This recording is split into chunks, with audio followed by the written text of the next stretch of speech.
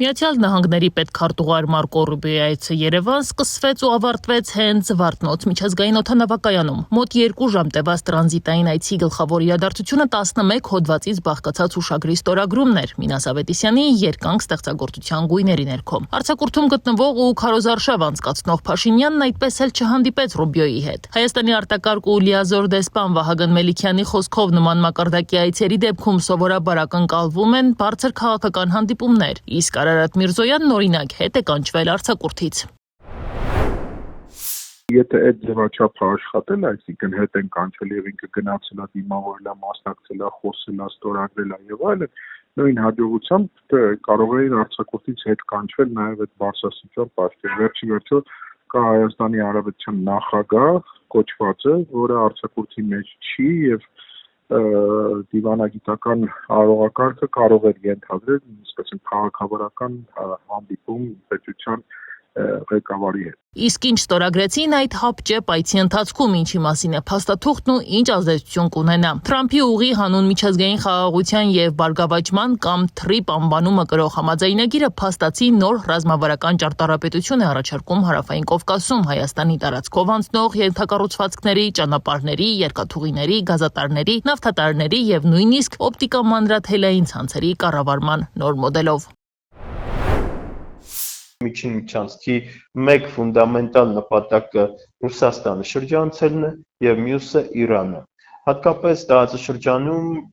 հաշվի առնելով Միացյալ Նահանգների կարևորագույն հետաքրքրությունը առավելագույն ճնշման քաղաքականություն շարունակել Իրանի նկատմամբ, սա կարծեք թե հնարավորություն է տալիս, որպեսզի Իրանը զրկվի իր տրանզիտային հնարավորություններից եւ չունենա այն լոգիստիկ նշանակությունը, որը ունի այսօր։ Փաստաթղթի ուշագրավ դրույթներից մեկը ստեղծվելիք համատեղ ձեռնարկության մասին է, որը զբաղվելու է TRIP-ի զարգացմամբ։ Ըստ համաձայնագրի այդ կառույցում 74% վերահսկող բաժնամասնակցությունը պատկանելու է ամերիկյան կողմին, Հայաստանին ընդամենը 26%-ը։ Այսինքն խոսքը պարզապես ներդրումային ծրագրի մասին չէ։ Փաստացի ստեղծվում է ամերիկյան վերահսկողությամբ կառույց, որը մասնակցելու է Հայաստանի տարածքում ռազմավարական ենթակառուցվածքների կառավարմանը։ Ընդ որում խոսքը ոչ միայն ճանապարհների, այլ նաև էներգետիկ եւ հաղորդակցային համակարգերի մասին է։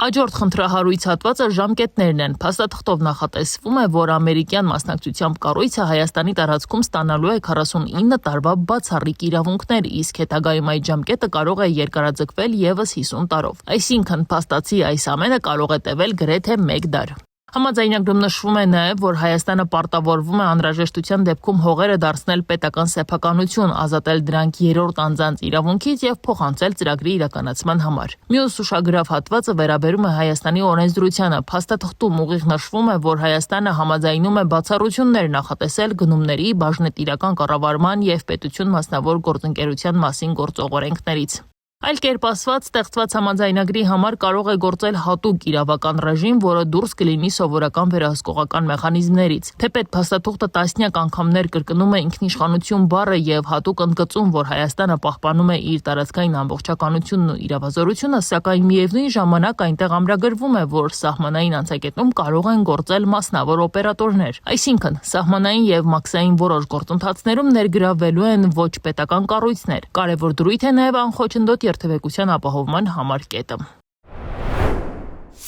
Եթե դու վերցնում ես պարտավորություն անխոչնդոտ երթևեկություն ապահովելու, նշանակում է դու զրկված ես քո իրավազորության այդ մասով, օրինակ սահմաններ փակել, փոխել երթևեկության կարգը, ընթացքը, ձևաչափը։ Եթե սրանցից դու զրկված ես, նշանակում է իրավազորության եւ ինքնիշխանության որոշ հոգի մաս դու այս հատվածում զիջում ես։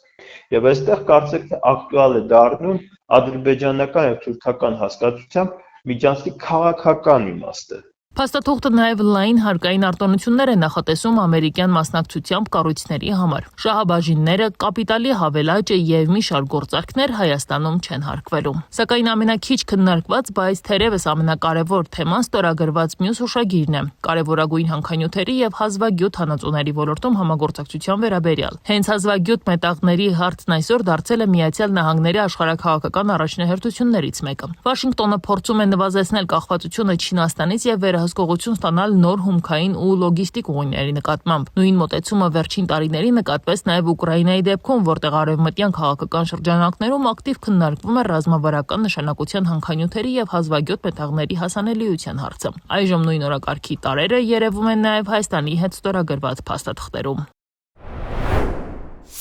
Ես չեմ բացառում, որ վաղն էլ նույն բանը ինչ որ ուրիշ ձևով պաթեթարված կլինի նաև Հայաստանի մասին։ Դա հանրային հարստություն չէ համարվում այնուամենայնիվ։ Եվ սենց բացարձակապես սենց